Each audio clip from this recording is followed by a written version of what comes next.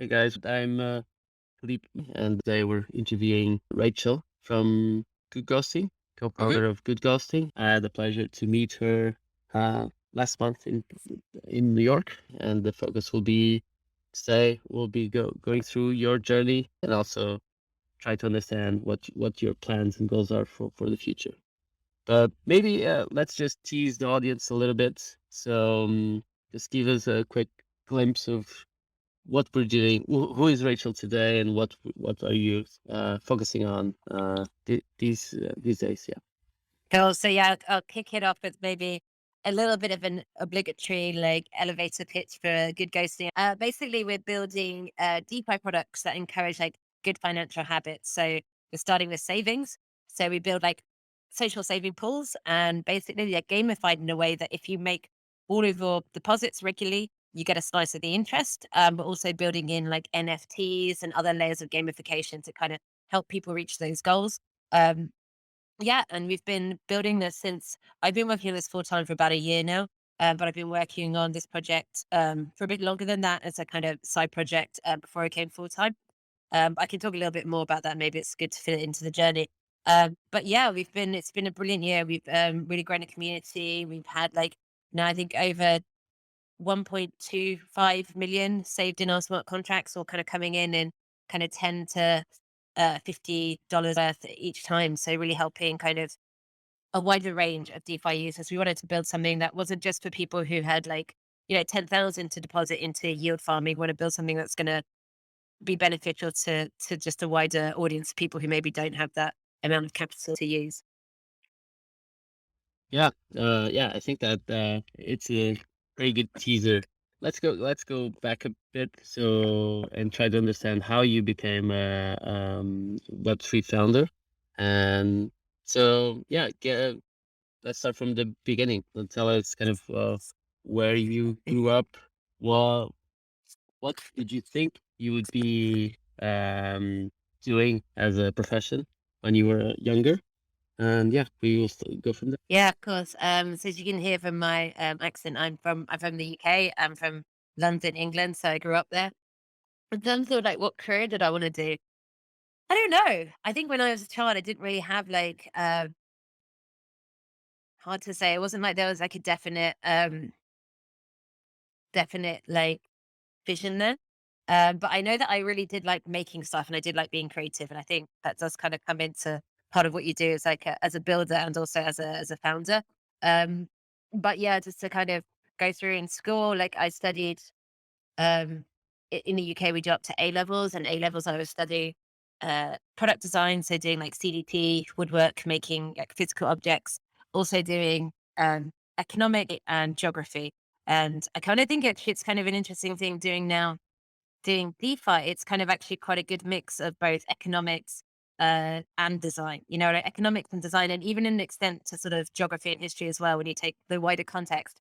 So that's but my just to skip forward a little bit more again, my degree is in geography, so I studied that for 3 years, and then after that, like I sort of did a few different bits and pieces. Also had the kind of unfortunate timing of kind of graduating around the time of the financial crash, which was perhaps amazing for the beginning of my career. But yeah, I went to Southeast Asia. Was teaching English there, and then I also came back to the UK where I got like qualified as a secondary school teacher and did that for a number of years. Um, so yeah, that's kind of like the first chapter. I don't know if you want to go, if you want me to go into like any particular part of that in any more detail or pull apart any of the No, no, concepts I there. would say like from this first chapter, I think what were kind of the major kind of highlights or challenges that kind of going or looking at it in hindsight, what were kind of those pivotal moments you would say? Mhm. Um, and I'm going to save the pivotal moments for later because actually this wasn't Okay. actually my final career or really even it was a little bit I had to change track, right? To kind of get to where I am today. So I'm actually going to save that pivotal moment for later on. I Okay. don't have, but I would say what is nice. I'm not. you hear a lot of stories about people who learnt to code when they were like 10 or 5 and were like had a lemonade stand at school when they were, the same age, and all these kind of very early stories, which is great. It's amazing. But like just for people who are wanting to get into the space of either development or either founding who don't have that background, it's just like good to know that you don't need to be an early child prodigy to enter the space and get involved. Yeah, I think that's a first big learning we can take from this conversation. You don't have to be a child prodigy to be a developer, engineer, or founder. Good. So yeah, you were teaching abroad, then you came back and did kind of the first career as a teacher. Mhm. And what did that you? What being a teacher teach? Teaches you it teaches you a lot of resilience actually and resourcefulness. It's a very demanding job. It's also it is a very engaging job, and it is, I mean, of course, like, it is very rewarding.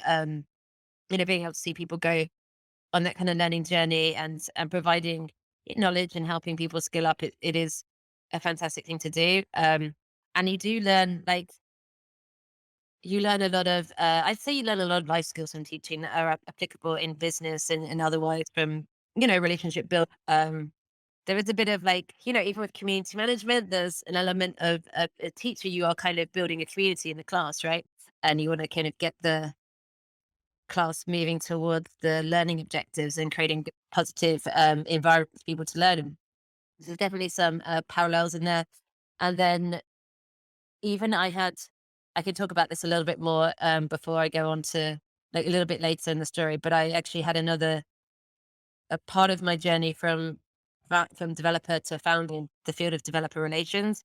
And that's actually very, there's a lot of overlap with that in teaching because developer relations is a lot about, kind of providing, providing the tools for developers to learn and to like upskill and creating like learning resources, all of that.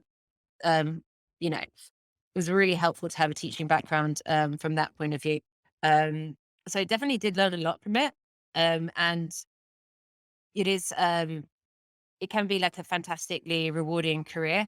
But however, it is incredibly stressful, and you kind of the sad thing about it is there's a lot of pressure from government keeps changing the objectives, and the workload is really intense, and it is actually kind of hard to deliver what you want to do with the like the working hours and everything that it requires. So for me, I decided that I actually wanted to switch careers and maybe do something where I could like actually be like a little bit more control of my workload and be like working towards something. I think it's really good to, obviously as a founder, you work incredibly hard. It's not it's also very challenging, but I think there's a difference between like having a workload and working hard for something to get somewhere versus like when you're in teaching, it's quite a kind of relentless, ongoing workload that's coming down onto you. So that's kind of difference. But when I was teaching, I was teaching geography. That was my undergraduate subject, so obviously it made sense. And I am super passionate about geography. I'm a complete like complete maps geek. I love thinking about like different places and the regions. Like everywhere is different. I find it very fascinating. Sometimes it's hard to motivate your students on the level for geography, but I was also teaching graphic design, which was interesting. I didn't have a graphic design degree, but I did have, so up to the age of 18, I was studying product design. So more on the kind of resistant materials, woodwork end of things, but it's still everything design related is related to kind of the design cycle and the processes that you use in that. So they said, Rachel, cool, great, go teach graphic design. And that was something that I actually really enjoyed. I read one, both like the kind of learning that I had to do to kind of familiarize myself with the curriculum, but two, also it was great fun teaching graphics. The kids really loved it. It was really easy to get the class, um, you know, in the right direction, really positive atmosphere. So I kind of had this feeling that maybe I did want to do something a bit more creative and a bit more, focused around building and that side of things. But I was sort of, at this point I was coming up to kind of my late and I didn't want to like go back to university and spend like another like 3 years learning a kind of graphic design course. And I was obviously a bit worried about the financial side of that. So I was thinking, is there another way that I can, you know, get exposed to doing something creative and build, but doing it in a way that's going to be easier for me to kind of onboard and actually be, kind of, I guess, a bit more, a little bit more up to date. So that's when I started to think about coding. So like, previous to this, I'd never really done any coding. I didn't have um, a heavy technical background at all. I mean, used computers, but wasn't particularly amazing at them or anything. Um, but yeah, so I got a book on HTML, CSS, and started to learn some coding in my spare time when I was teaching. So that was kind of how I started to get curious into the world of like web development. And then yeah, I guess I don't know. The next section would be to talk about like how I learned to code. I'm guessing really.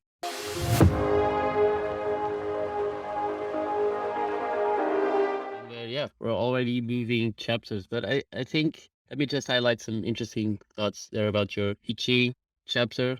I really like kind of the analogy of how kind of similar kind of the teaching role is to stuff that we're doing now in Web3. So kind of leading community, making people feel kind of welcomed and kind of excited to help and to contribute. Kind of all the educational stuff we need to do to onboard people. And I Mm, can also kind of see the similarities with what you're building. So building kind of a platform that kind of teaches people how to save better. So that actually you're teaching people and creating the incentives and the rewards to keep them motivated to do mm. more and to teach. And I bet you had similar tactics to keep kids motivated.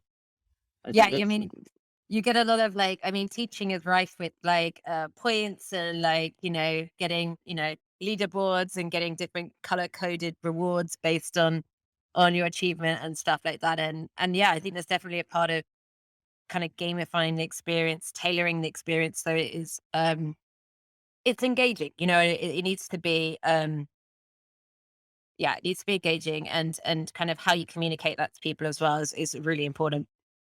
yeah. And I think the other thread I was noticing is that I think that's something common amongst founders, which is you're kind of looking for exponential returns from your work. And although teaching is rewarding, what you see is not scalable. So you see that you work a lot and you affect and you impact kind of these 20, 30 kids' life. But what I noticed is that we're looking for something.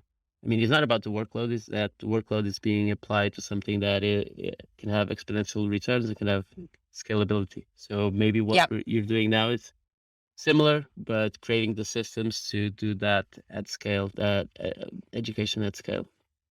So Yeah. yeah, I think that's I think another thing I took from what you said, and that's why kind of you pursued the development route. So of course, build systems and build scalability. Today means building software.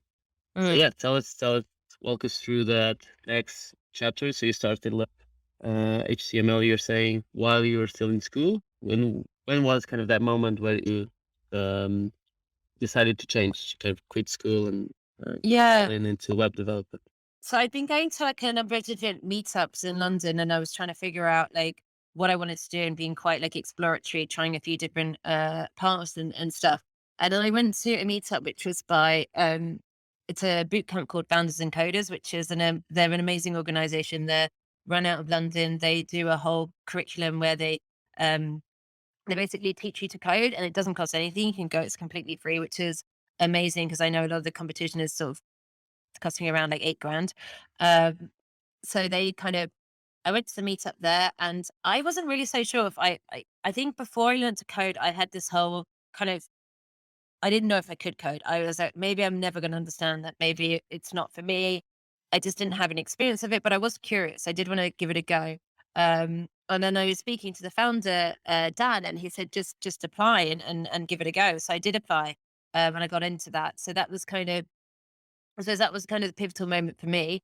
And kind of, you know, I was kind of quit my job, and it was like a full time 3 months of like just coding. And you do work really long. Like I think like I ended up doing like 12-hour days, and it's intense, when you come from really having a very minimal background in, which is basically just some HTML and CSS. Um, when you're learning like, JavaScript, you're learning Git, you're learning like databases, servers, it's a lot. And it can feel kind of a little bit overwhelming sometimes, but it definitely was an amazing experience because it got me, where I needed to be. To get my first development job, and was probably like one of the periods of my life that had kind of the fastest acceleration of learning it and growth in that sense. So that was like a really amazing, like learning part of my journey for me. And it was good because they were able to offer this free coding boot camp because they didn't teach you per se. It was more like work in a group of four and figure out how to do an API call and then share it amongst yourself, share it amongst the rest of the cohort, and figure it out. So I think it was, which is obviously can be quite challenging, but I think, as a developer, like being quite self motivated and being able to kind of learn just from like documentation tutorials is like a lot of what you do. So I think it was really good to have that kind of from the beginning, and it does make you quite kind of resourceful at finding the answers, and it makes you good at Googling, right? We all know developers have to be excellent Googlers. I think that's kind of half of the job at least. Um, so that was really good. And we also worked on some real life projects there. We built an app for an entrepreneur who was, uh, what was that actually? Trying to remember what the app actually did now. So we built, yeah, it was kind of a social network app. Took part in some hackathons, and yeah, just kind of really immersed myself into learning about development and also like workflows. We've been working, these kind of week-long sprints, like getting familiar with that process. So yeah, that was pretty much the kind of Yeah. coding boot camp part. I don't know. Um, No, what I would think is how did that kind of affect your kind of confidence in your self image? Because you talked about in the beginning that you don't need to be a child prodigy or or nothing like that to be able to achieve great things and to be a found coder and all that. So how did this kind of process of going from teacher to learning on your own to boot camps and that experience, and also in a very kind of, I'm sure, an environment dominated by men and by people that maybe live and breathe technology since they're young. How did that kind of change your confidence, change the way you see what you're capable of? yeah. So I mean, with founders and coders, they did do a pretty good job of like having a even cohort in terms of like the gender. So there was a reasonable amount of women in that course. I think it was like 50-50. So that definitely did help. Um, I do remember being a little bit if I'm honest, when I joined the course, there were some people who like they already knew a programming language or like, and they were learning JavaScript for the first time, or maybe they'd done quite a technical degree like maths or like a kind of science based degree. So they had already had some exposure to programming. And I do remember thinking, like, watching those people program and being, oh my God, they're geniuses. Like, how can they get this so quickly? Which is really funny when I think back on it now, because now I'm just like, well, obviously, like it's much easier to learn. When you've already have the foundations of one language to learn another one. I'm not saying it's easy. There's always quirks that you have to learn, and every language has its own kind of um, own nuance to it. But it's definitely like way less of a task than like when you're first new to this and you don't even know like what a function is and what an array is, and you're trying to figure this all out. So I think actually, um, once I got through it, it's like definitely very empowering. And I think there was something nice about learning a skill like later in life and not necessarily thinking, knowing that you don't need to do all of your learning aged 20. I think you can always an opportunity for like lifelong learning and improving. And that's like something that's very powerful. But I think maybe for me, it was like more once up through the course that I was able to reflect back on that. I think during the course, there's definitely moments where I was like, I don't know if I'm ever going to be able to do this. Imposter syndrome and all of this type of thing definitely came up for me 100%. But I think I was lucky that I never leaned into it too much. So I just was okay to, do this thing. I don't need to be the best in this moment at it. I need to just complete this course. I need to, uh, you know, get on to the next stage. And then I think it's only when you actually reflect back. In the moment, you feel maybe you haven't progressed that much. But then when you look back, when we did this, I remember there's three of us who did like a hackathon towards the end. And we've been doing this course for like 2 to 3 months by this point. And it was really only when we did that hackathon that, all three of us were working on it as a team. And like we built just sort of, basic website, web app that had like front end and a database and API calls and everything. And we did that, over the course of a weekend for this hackathon project. And then it was like, okay, yeah, we have actually learned quite a lot. Like now that we reflect back when we, came to the start of the boot camp and we didn't really know how to do anything. Uh, so that was like really nice to see. So I think you just got to take a bit of a wider lens and then just not get too hung up in the details at that point in time. I think program is always going to be hard. It's never going to be easy, and it's a different type of learning to like the kind of learning I'd done before is, doing a more of like a humanities type subject where you get the background reading and you kind of formulate your ideas and then you apply it in an essay. Whereas like in programming, you kind of have to do the programming to understand it, so you kind of have to be a bit intrepid and figure it out as you learn. So I think that's definitely something I'd say if anyone's learning to program, like just keep knocking at it. And like when you look back, you're gonna see that you've had a lot of improvement over the time. And I also think, yeah, there's just a lot of opportunity. So you don't, there's comparing yourself to somebody who's been programming since like day zero is not really, it's not helpful, and there's a lot of opportunity for people who, maybe people who have had that background. It, it's definitely beneficial in a number of ways, but, every experience can bring something of value and you may bring something that somebody who didn't have that experience, who had just been purely tech focused may not bring. So I think definitely just to kind Mhm. of encourage people who are like from non-traditional, I think I'm a big believer that, I say almost everyone can learn to code. It's just that does everyone want to learn to code? It definitely does take a bit of persistence and you'll have days where you'll be like, I can't do it. But yeah, I'm a big advocate for like a much wider net of people being involved in this space.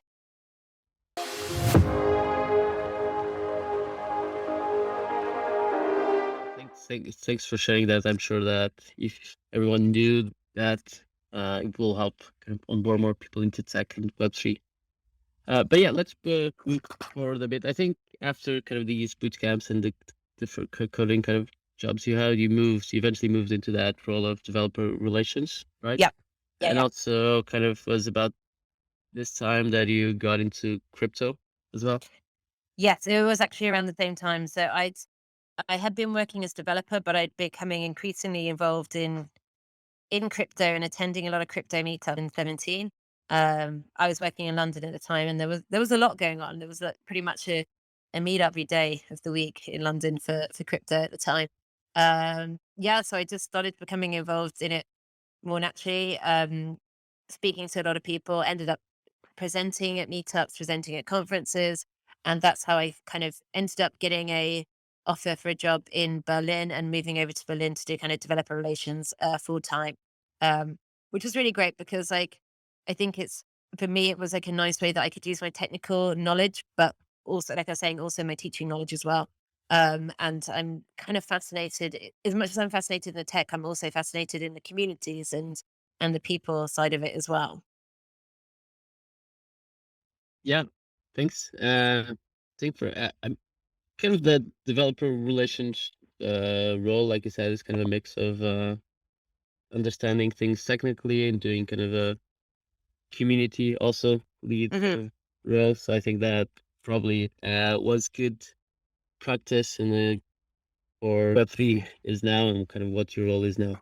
But yeah, tell us more about how did you go from developer relations to actually starting Good Ghosting or what Good Ghosting, When did the this? Good Ghosting Yeah, origin story? yeah. Like, how did it start? Well, actually, of course, as very true to developer relations, actually, started at hackathon. So, like, I feel like a lot of good things come to me from hackathons and meetups, and I think that was definitely pointing to that, speaks to that. So the actual idea, the original idea for Good Ghosting, which we are kind of still building around this idea that you have gamified approach to savings, so a gamified approach to interest in savings. So if you make the regular deposits, you get the interest, and if you miss one, then you forgo the interest. Yeah, we had a team. I think there was like four of us working on it. Eat London, end of February 2020. So that was just before everything closed. It was pretty much the last event I went to. Worked on that. I actually some of the like still in contact with the original team members. They're now working on Superfluid, which is another Web3 product. But yeah, so we built that and worked all night to get it done, and we were chosen as one of the finalists, which was really amazing. And it was actually a really, I think it was a good validation for the product because we're pretty much the first team that had together and worked on this as a kind of fresh team with a new idea. So that was really good to see that. Um, yeah, and just wanted to build something that would be accessible to people. So not just a tool that like I think there's a lot of great things in DeFi for people who have a very high net worth. But maybe there's less for people who are just a bit curious or don't want to put like, multiple thousands into these protocols. So this is very much like kind of thinking behind like good ghosting is like breaking it down, making it really simple, and then also encouraging people to improve their finance. Like it definitely something that does motivate me in the sense that I kind of, of course, one of the other downsides of teaching is it's not, especially at the beginning of your career, not a very well compensated role. And particularly when you live in London, when it's one of the most expensive cities in the world, that can be a lot of juggling financially. So building something that's gonna, and then having the experience of coming into tech, of course, like it's better compensated. And then of course, when you um, start to grow a crypto portfolio as well. That's like another, you know, another layer of like financial security to a certain extent. And I notice how when you have that kind of buffer, like how actually, yeah, how much more secure that makes you, and like just how much more freeing that is for your life. Like even for me, like being able to quit my job for 3 months and do a coding boot camp, like being able to like build up financial habits and like start to build up a buffer. It's really important and it can really be enhancing a lot of people's lives. Um, so that was something that sort of motivates me as well with good ghosting. But yeah, so like definitely like a kind of hackathon origin. But I would say the current team that we have on it, we actually after the original hackathon, we kind of everyone in the team was working on various different things, and we didn't continue to work it directly after the hackathon.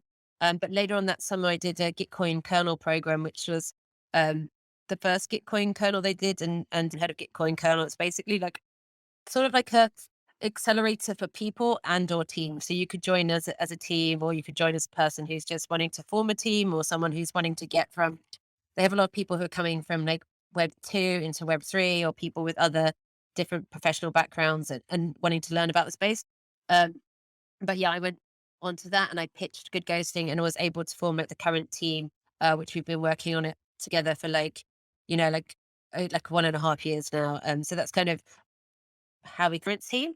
But yeah, from then it was just a lot of more building evenings and weekends, and yeah, just getting the prototype, and then starting to do all the necessary things like fundraising, growing the community, getting our first beta product out, and everything that goes with the kind of early stage project. Thanks. And yeah, I think that was helpful to know. But tell us now, kind of coming to the present moment, where is Good Ghosting now? So kind of what's kind of the current state that you're in? What are your current challenges and kind of what are you focusing on at this point? And also maybe kind of what are the next kind of milestones in your roadmap? Yeah, no, of course. Yeah, so it's been like a phenomenal year for us. Like we've like really achieved like a lot as a team, and also like from the community as well. We launched our first ever saving pool back in June last year, and I think we've done 28 now. And we've had it's quite a bit over 1 million saved in those smart contracts now, and we have been capping them. We started with a guarded launch, And that was kind of partly because we're getting our contracts audited. They've been like triple audited now. Um, and we've had, I think, over 8,000 players in our pool. So that's quite fantastic to see, like the number of people who've been using the Good Ghosting platform to kind of to play these kind of DeFi financial games to up their savings. We're growing, of course. So when I mentioned about us having the kind of the founding team of four, which we went through Gitcoin kernel, we've now added three more people onto that, and we will be hiring more as we kind of building up our product to scale it up. So that's been really good. Communities, like again, we've got like a couple of community members on this course, so shout out to all of you. Community's been amazing. Like we are very um really lucky with our community. There's a really positive atmosphere, like in our Discord and on Twitter. We've run some really fun marketing kind of community challenges where we've had like 300 memes being added and all sorts of kind of drawings and others. So that was amazing to see. Um, in terms of like the product, like we've basically been exploring. We launched on Polygon, and we've also launched on Celo now. And like both of those, of course, Talent Protocol is on Celo, so you'll know, all of the benefits of that. But we are basically looking for, in terms of which blockchain we launched on, we did start building out back in the early on Ethereum, but of course, gas got too expensive, and we're dealing with like small amounts, so we need to have something that's going to be affordable. And I think both for us, like both Celo and Polygon, do allow us to have like very low gas costs, and they also, the proof of stake. That's something personally I like, with the kind of environmental impact of proof of work. And I think they're both kind of, certainly with Celo, there's a lot of stuff around making it mobile first and kind of getting the number of people on into the space. And I think also Polygon is also doing a great job around providing, an onboarding blockchain for people who, don't want to spend like $70 on gas. So yeah, we launched on both those blockchains, and we've been, yeah, different sorts of games. We've had games. We had like, I think the largest amount we had was people saving $200 per month. We've had games that have gone on for like 3 months. We've had shorter games. We did quite a fun one over Christmas, which like a daily one with the kind of Advent pool themed, and you could get every day it would open a new window, and a bit more of your NFT would be revealed. Really amazing partnerships with some amazing like projects in the space. So like, for example, like Bankless DAO, Commerce, Crypto Coliseum, Float Capital, quite a number of NFT projects. So we've been pretty collaborative. Um, and we just helped a lot of people to save. But this is kind of just the beginning. We've added like sort of the first bits of gamification that we want to add in. So like the gamified, the element that you can get a higher interest if you hit all of your goals with good ghosting. We've also been creating and creating and minting a lot of our own NFTs, and we've been working with an NFT artist, a kind of blender artist who makes quite awesome like 3D rendered, very cute. We're going to be, I can't say exactly, but there's going to be a lot more NFT stuff happening soon. So definitely like if you're into NFTs and you want to see NFTs used in a really clever way, like keep an eye on the Good Ghosting platform. We've got some good stuff coming there. Um, and we've been, yeah, at the moment we've been on like the yield generation is coming from Aave. We've also got Moolah, which is based on Solo. But I think I can say this. Like we do have a curve integration that will be coming out fairly shortly. So that's a little bit of alpha there. Um, but aside from that, like we have some new games coming out with a quite new game logic. So we'll be more focused on, maybe not so much focused on like making regular savings, but just, getting you to kind of other good financial habits. So I can't say exactly what that is. That's going to be pretty awesome. We've got some really exciting partnerships coming up in the pipeline, but again, I don't think I can say yet. It's been a very busy couple of weeks since we come back in January. Um, but yeah, and then we're adding more gamification. So we added things like a leaderboard. You can get a good ghosting score when you complete a number of games. We're going to start, more rewards to get. Um, the higher the scores, like the more rewards you can get. So at the moment, we've been doing some raffles and some prizes that to people who get to a certain level, which is pretty fun. Um, but yeah, like, and then we'll be, just making Yeah, it a lot that more. a lot more gamified. So yeah, just keep an eye on Good Ghosting. We've got some good stuff coming. Yeah.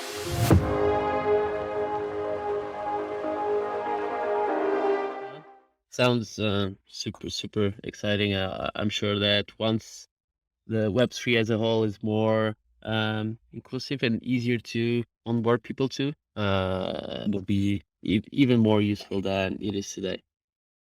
Now, I wanted to just have kind of your thoughts about Web3 as kind of zooming out a bit, try to understand. Especially because you have kind of this very interesting career journey. You've taught abroad, you've taught in the UK, you were a developer, you worked as developer relationships in Berlin, so you've seen a fair share of the world. So what uh, what excites you the most about Web3 when you think about the future and the space as a whole? Yeah, how do you feel by being a part of it and building it, and what excites you about what's coming? Yeah. So, I mean, I think it's obviously a really exciting space because I think one of the things that's amazing about it is just like how composable the ecosystem is. Like, we can build, like, for example, Good Ghosting, like, we have, really good relationships with Aave. We got a grant for them, and, we work closely with them, but we were able just to go and build on Aave. We didn't need to ask for their permission. We could just go and do that. And with like a number of integrations, I think that's going to be like really powerful. And I think already, like, having been in the space when I came in 2017, it was, it's sad to say there was so much like vaporware going on and so much, because it was ICO mania time. But I think certainly when I started to dig into the tech a little bit more at that time as a developer, I found it a bit frustrating because there wasn't like a lot of the infrastructure that, we now have, like oracles, stable tokens, it wasn't there. So it was kind of quite hard to build something useful. And I think we've definitely turned a corner on that where we're seeing, um, all of this really exciting functionality come out. I think this year's obviously been an amazing one for NFTs, and actually seeing how NFTs can sort of really tie into like internet culture, and it's not just, like I say, it's not just the technical side of things. It's the, you know which projects has the most interesting community. What do I want to, be part of? That element of things. I think on the DeFi front, there's certainly a few things that I'm interested in, like, under collateralized loans is a very interesting one for me.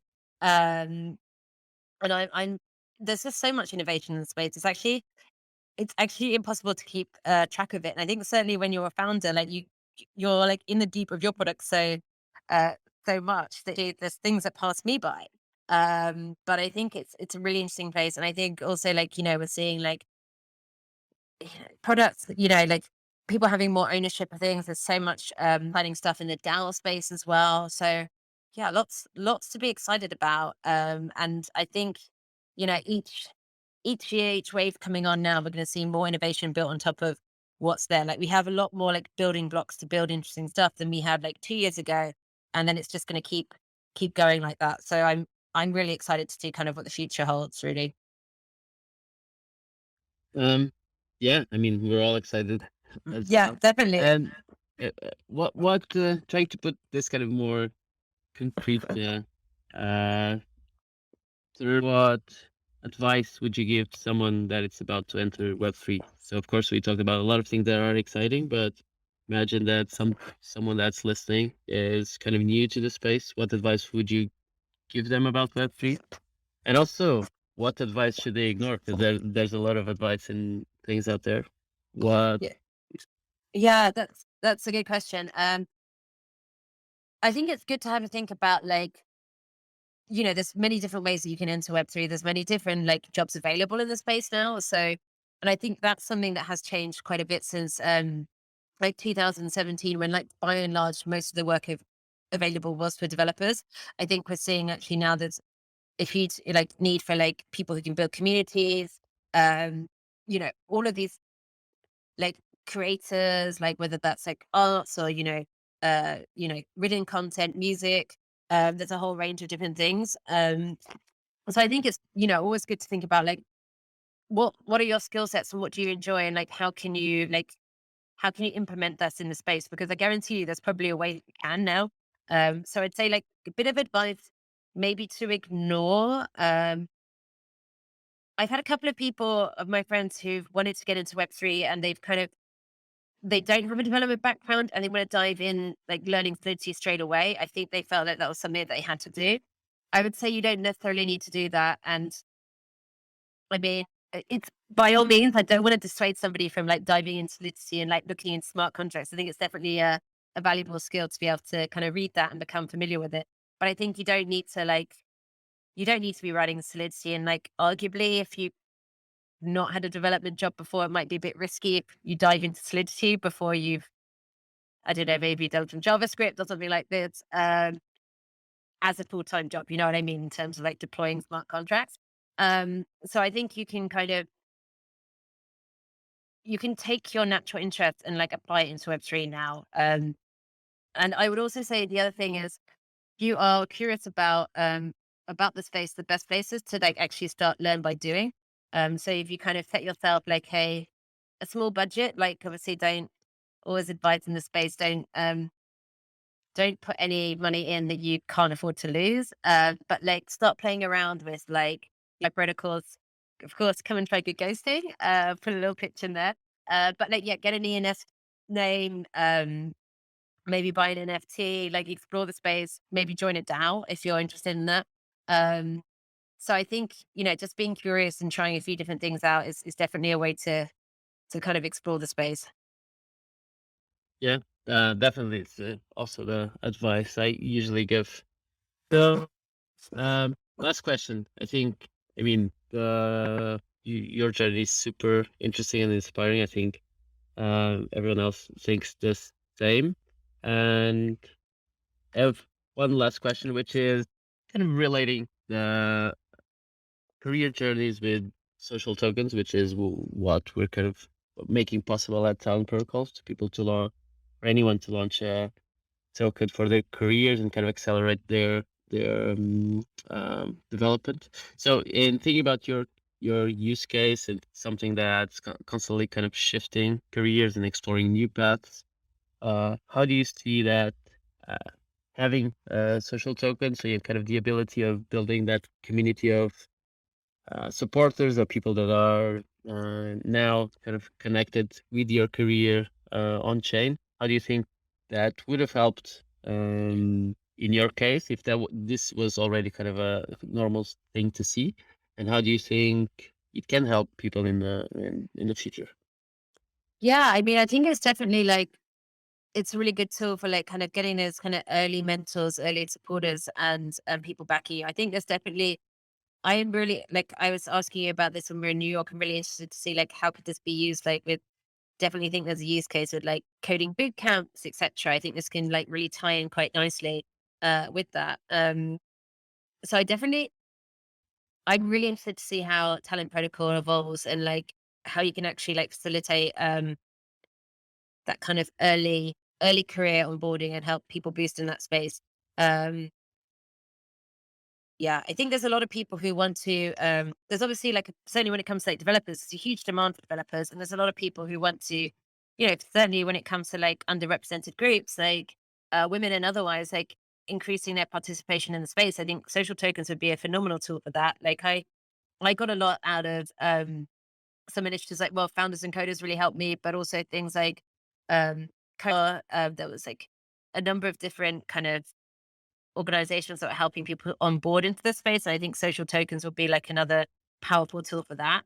Um, so definitely really Yeah, excited to see what you're building. yeah, and that's actually something that we've been noticing. So at first we thought that this kind of launching a token for your careers, which is not easy. I mean, the core idea is easy to understand, but if you go a bit deeper, there's a lot of questions that come up. So we initially thought that this would be mostly Web3 people doing this at the beginning.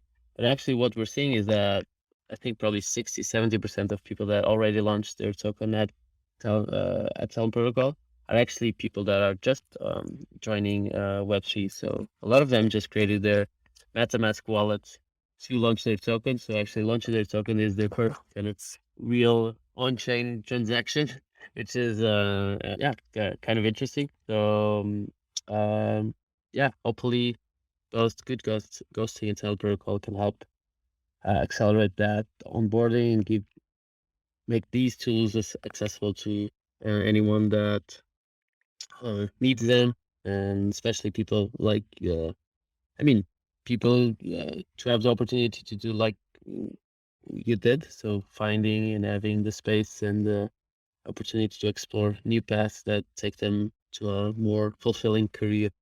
Mm. Um, and yeah, of course, getting the support and people around them to kind of support those changes. Either it might be financial support, just or just a friend that holds their hand while they're changing careers.